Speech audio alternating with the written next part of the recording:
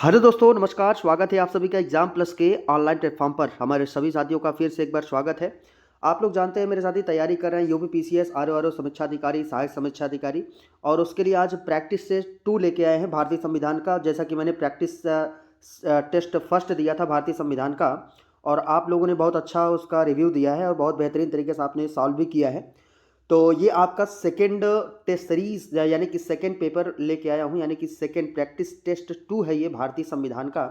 और ऐसे ही लगभग हम 10 से 15 टेस्ट करा देंगे। 10 लगभग 10 टेस्ट कराएंगे। 10 पॉलिटी का, 10 हिस्ट्री का, 10 ज्योग्राफी का, 10 आपका करंट का। ऐसे ही 10-10 करके करा देंगे। बस इतना मेरे साथ ही सॉल्व कर लेना, 100% क्वालिफाई आप कर जाओगे। ठीक है।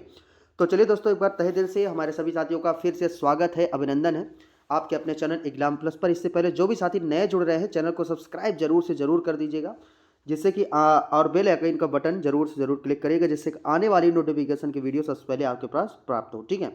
तो चलिए दोस्तों, शुरुआत करें भारतीय संविधान का प्रैक्टिस टेस्ट 2। ठीक है। पहला क्वेश्चन आपकी स्क्रीन के सामने देखिए आ चुका है। पहला क्वेश्चन देखिए आपसे क्या कह रहा है, बहुत ध्यान से पढ़िएगा एकदम।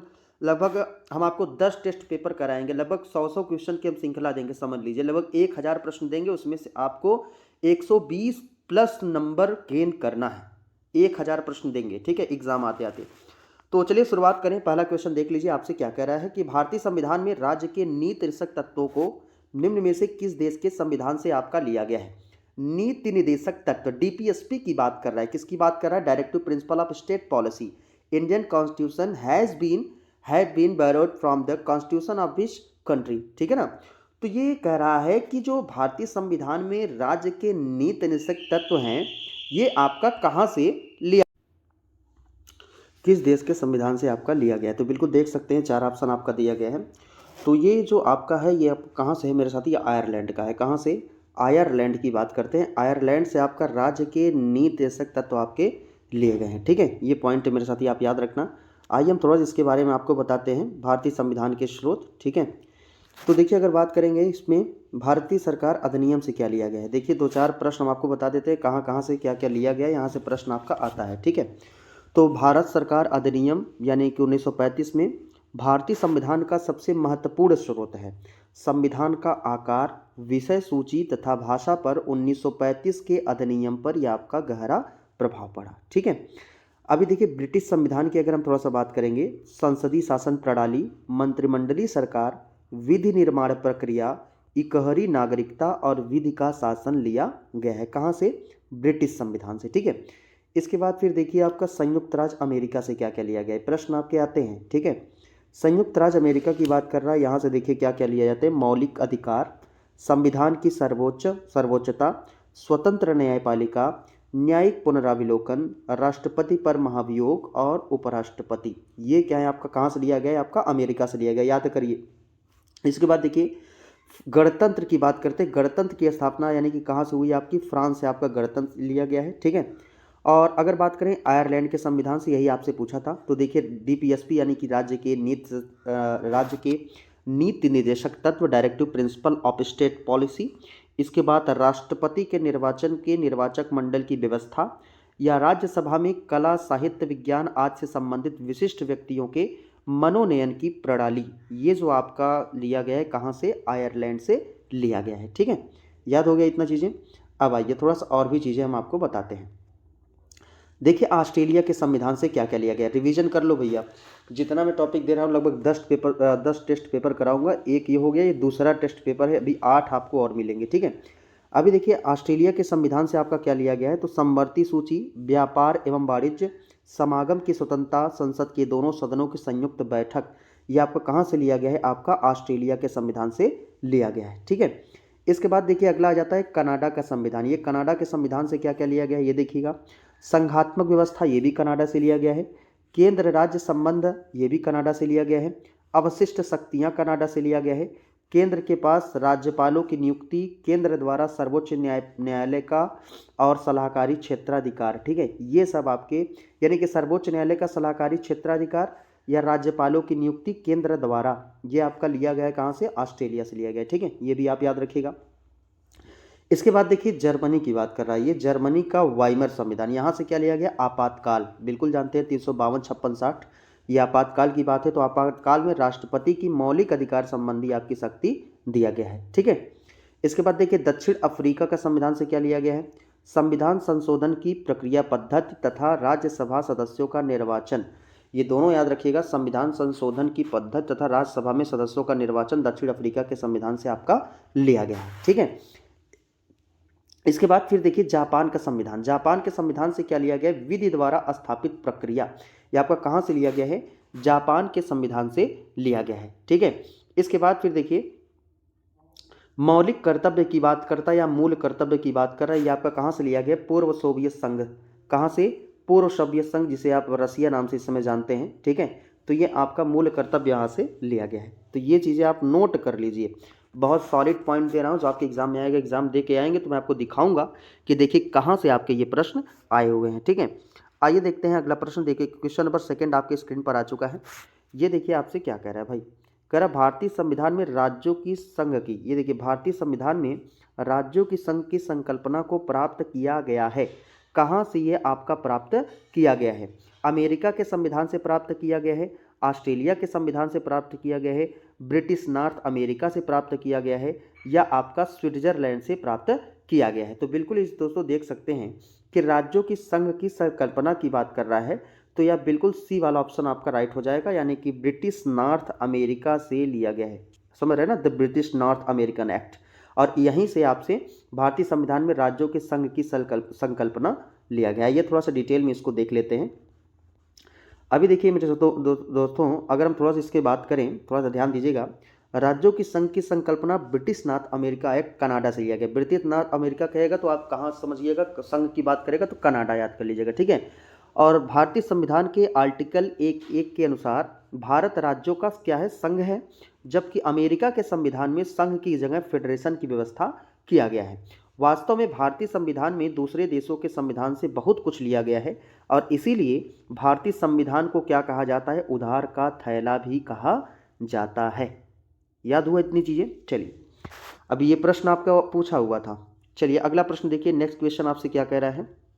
ये देखिए जितने भी प्रश्न मैं आपको करा रहा हूँ ये सब आपके पेपर में पूछे गए प्रश्न है, प्रीवियस ईयर के पेपर है, और यहाँ से लगभग 50 से 60% आपके क्वेश्चन आएंगे, तो रिवीजन करके ही जाना। पॉलिटी में, हिस्ट्री में, ज्योग्राफी में कुछ अलग से कहीं से प्रश्न नहीं आने वाले हैं। ठीक है, तो आपको लगातार 10 वर्षों को पेपर को फुल ऑपरेशन करके जाना है। आइए नेक्स्ट क्वेश्चन की तरफ आ गए। देखिए क्या कह रहा है, भारत की संविधान सभा ने निम्नलिखित में से किस तिथि को राष्ट्रीय ध्वज को अपनाया। बहुत ही शानदार प्रश्न है, और कई बार आपके एग्जाम में पूछा गया ये कि राष्ट्रीय ध्वज को जो अपनाया गया, ये कब अपनाया गया, तो 22 जुलाई 1947 की बात है। कब की बात है मेरे भाई, 22 जुलाई 1947 को क्या किया गया है, राष्ट्रीय ध्वज को अपनाया गया है। ठीक है, आइए हम थोड़ा सा इसके बारे में थोड़ा सा ध्यान देते हैं। देखिए बात करेंगे भारत की, तो भारत की संविधान सभा में 22 जुलाई 1947 को राष्ट्रीय ध्वज को अपनाया। भारत का राष्ट्रीय ध्वज तिरंगा है, जिसमें 3 समान चौड़ाई की क्षैतिज पट्टियाँ भी हैं। सबसे ऊपर केसरिया रंग शक्ति एवं साहस का है, बीच में सफ़ेद रंग शांति एवं सच्चाई, तथा नीचे हरा रंग समृद्धि एवं बंधुत्व का प्रतीक है। राष्ट्रीय ध्वज के श्वेत पट्टी में एक नीला चक्र है, जिसमें 24 तीलियां हैं। यह चक्र किससे संबंधित है, न्याय के साथ साथ गतिशीलता का भी प्रतीक है। याद रख लेना भाई। ठीक है, इतने प्रश्न आपके यहाँ से बन जाते हैं। आइए दोस्तों, हम नेक्स्ट क्वेश्चन की तरफ चलते हैं। नेक्स्ट क्वेश्चन देखिए आपसे क्या कर रहा है, अगला प्रश्न आपके स्क्रीन पर, फटाफट रिवीजन कर रहे हैं। लगभग हम डेली का डेली हर एक सेट को सॉल्व कर रहे हैं। तो देखिए आपका क्या गया है, निम्नलिखित में से कौन सी भारतीय संविधान की विशेषता नहीं है, पूछा है एग्जाम में आपसे। नहीं थोड़ा हमेशा ध्यान दीजिएगा। Which one the following of the not feature of the Indian constitution, कहाँ आपका विशेषता आपकी कौन सी नहीं है, तो संसदात्मक सरकार है, अध्यक्षात्मक सरकार है, स्वतंत्र न्यायपालिका है, या संघात्मक सरकार है। तो इसमें आपका क्या राइट हो जाएगा मेरे भाई, तो आपका प्रेसिडेंशियल गवर्नमेंट यानी कि अध्यक्षात्मक सरकार की बात कर रहा है। ये आपका विशेषता नहीं है ये भारतीय संविधान में। आइए देखते हैं क्या है विशेषता। ठीक है, अगर हम थोड़ा सा बात करेंगे अध्यक्षात्मक शासन प्रणाली की, तो ये जो अध्यक्षात्मक शासन प्रणाली है संविधान की विशेषता नहीं है। भारतीय संविधान भारत में एक संसदीय शासन प्रणाली की अनुशंसा करता है। कैसी शासन प्रणाली, संसदीय शासन प्रणाली, न कि अध्यक्षीय। ठीक है, आर्टिकल 53(1) के अनुसार संघ की कार्यपालिका शक्ति किसमें निहित होगी, राष्ट्रपति निहित होगी। कभी कभी ये भी लिख के दे देता है। ठीक है, तो संघ की कार्यपालिका शक्ति किस पे निहित होगी, राष्ट्रपति में निहित होगी। और वह इसका प्रयोग स्वयं या अपने अधीनस्थों के द्वारा करेगा।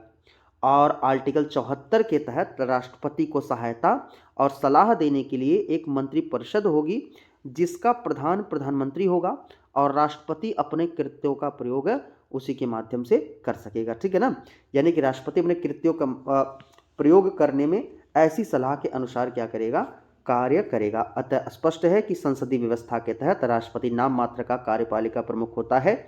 और संयुक्त राज्य अमेरिका में कैसी सरकार है, अध्यक्षित यानी कि अध्यक्षात्मक सरकार है। ठीक है, तो ये मेरे साथी आप याद रखना, यहाँ से प्रश्न आपके एग्जाम में इंपॉर्टेंट है, पूछ सकता है। ठीक है, चलिए नेक्स्ट क्वेश्चन देखिए। अगला प्रश्न आपकी स्क्रीन पर फिर से आ गया है। भारतीय संविधान के उद्देशिका का विचार दिया गया है। भारत के संविधान में उद्देशिका का विचार कहाँ से लिया गया है, किस देश से लिया गया है? इटली है, फ्रांस है, कनाडा है या आपका यूएसए है?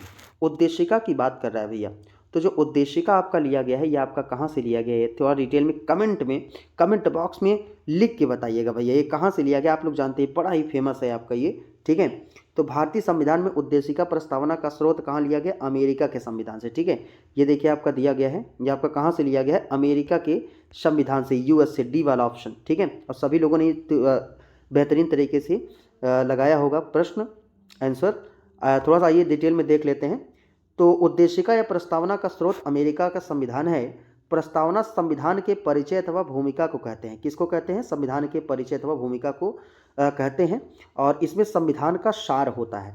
प्रख्यात न्यायविद व संवैधानिक विशेषज्ञ ए पालकीवाला ने प्रस्तावना को संविधान का परिचय पत्र कहा। और ऑस्ट्रेलिया से उद्देशिका की भाषा को लिया गया है। समझ रहे ना, उद्देशिका की भाषा को कहाँ से लिया गया है? आपका ऑस्ट्रेलिया से लिया गया है। जबकि अगर उद्देशिका की बात करेगा, उद्देशिका प्रस्तावना कहाँ से लिया गया, तो अमेरिका लगाइएगा। ठीक है, दोनों में अंतर है, ये भाषा है और ये आपका उद्देशिका प्रस्तावना का स्रोत है। ठीक है,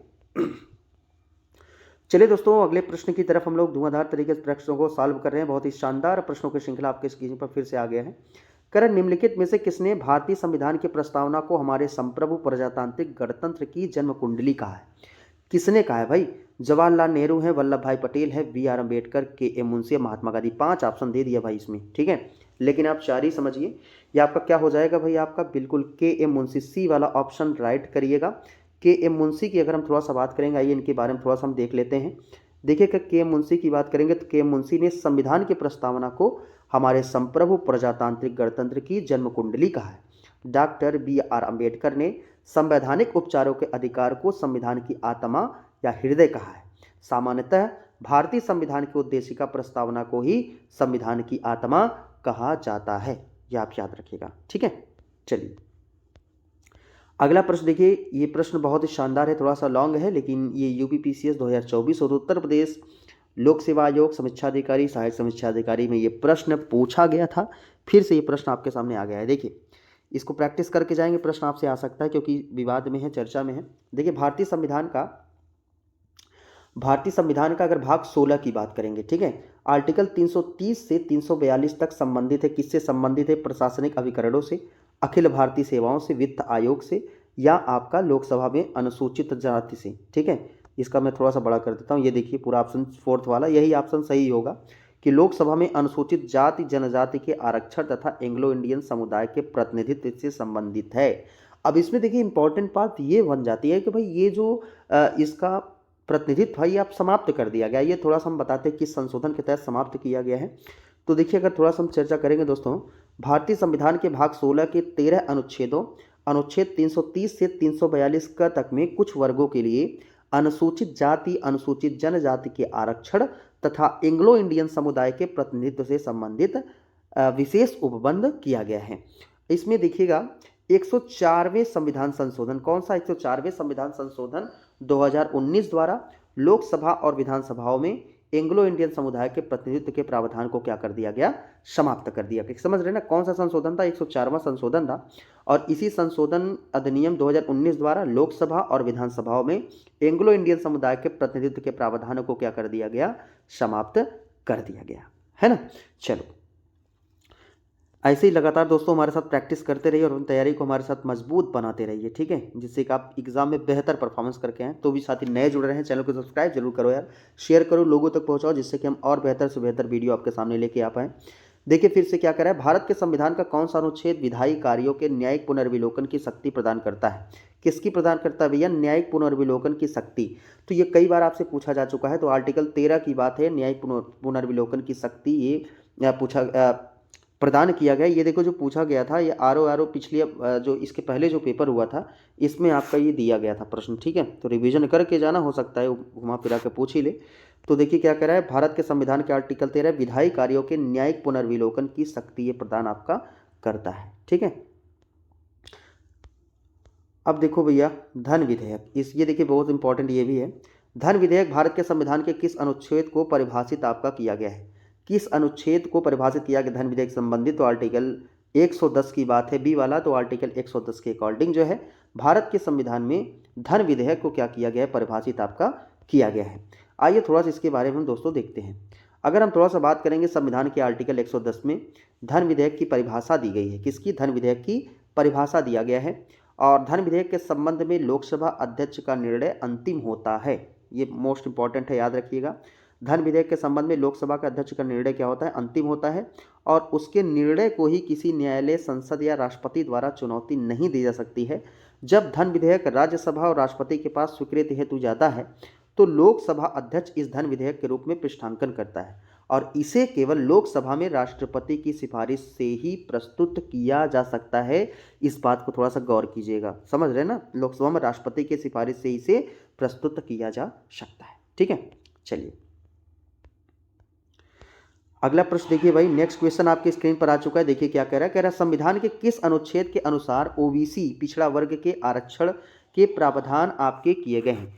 तो ओबीसी पिछड़ा वर्ग का जो प्रावधान आपका किया गया है, ये देखिए आर्टिकल 13, 14 दिया, इसमें तो है नहीं, 14, 15 भी नहीं है, 15, 16 ये बिल्कुल सी वाला देखिएगा, यानी कि आर्टिकल 15(4) और 16(4) की बात है। आर्टिकल 15(4) और 16(4) पिछड़ा वर्ग के आरक्षण की बात आपका करता है, ठीक है। तो देखिए भारतीय संविधान की अगर बात करेंगे, भाग 3 में आपका 15(4), 16(4) के तहत ओबीसी वर्ग के लिए आरक्षण का प्रावधान आपका किया गया है। देखिए अगर दोस्तों भाग 3 की हम बात कर रहे हैं, भाग 3 में क्या है? आपका फंडामेंटल राइट है, मौलिक अधिकार है, ठीक है। और मौलिक अधिकार आर्टिकल 12 से 35 के बीच में आपका दिया गया है। और ये मौलिक अधिकार आपका कहाँ से लिया गया है? यूएसए से लिया गया है, ठीक है। और इसी में है 15(4) और 16(4) जो पिछड़े वर्ग के आरक्षण के प्रावधान की बात आपका करता है, ठीक है। आइए देखते हैं नेक्स्ट क्वेश्चन। भारतीय संविधान के निम्नलिखित में से किस अनुच्छेद में यह व्यवस्था की गई है कि सभी अल्पसंख्यकों को अपनी रुचि की शिक्षण संस्थाओं की स्थापना का अधिकार होगा? शिक्षण संस्थाओं की स्थापना के अधिकार की बात कर रहा है, ठीक है। तो 29 कौन दिया? 28, 29, 30, 31, ठीक है। तो मेरे साथ इसका जवाब दीजिएगा। बहुत लोग कंफ्यूज हो जाते हैं, एग्जाम में गलत करके चले जाते हैं, चारों को चारों सेम लगता है। तो देख लीजिए ये क्या आपका मेरे साथ ही सही हो जाएगा। आर्टिकल 30 के तहत, समझ रहे हैं ना कौन सा आर्टिकल है? आर्टिकल 30। आर्टिकल 30 के तहत शिक्षा संस्थाओं की स्थापना और प्रशासन करने के अल्पसंख्यक वर्गों का अधिकार उल्लिखित किया गया है।